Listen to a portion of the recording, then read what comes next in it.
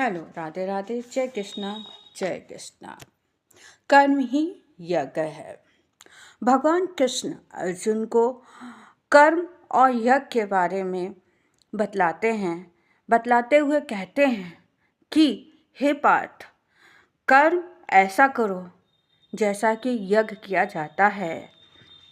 कर्म ऐसा करो जैसा कि यज्ञ किया जाता है, क्योंकि कर्म ही यज्ञ है और इसका स्रोत स्वयं अविनाशी ब्रह्म है।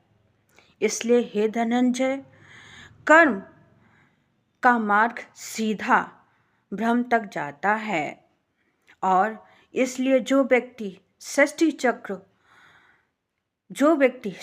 चक्र को चलाने के योगदान नहीं करता है, उसका जीवन मूल्यहीन हो जाता है।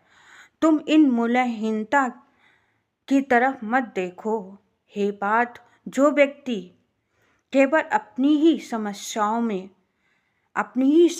में डूबा रहता है और सोचता रहता है, उस पापी को मत देखो, उस पर मोह मत करो, मोह जाल में मत फंसो, इससे निकल जाओ।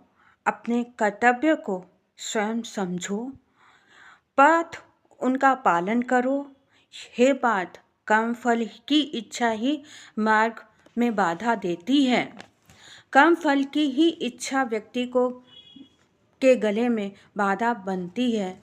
वह पत्थर जो स्वयं की तरफ ऊपर उठने नहीं देती है, व्यक्ति को समाज से अलग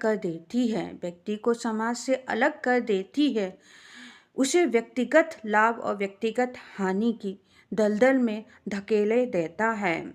समाज तुमसे नहीं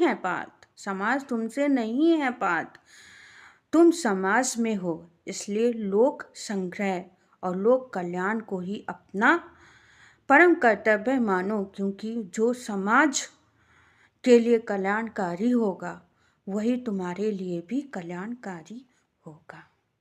ये श्री कृष्ण अर्जुन से कहते हैं, अपना कर्म करो और कर्म को यज्ञ की तरह बनाओ।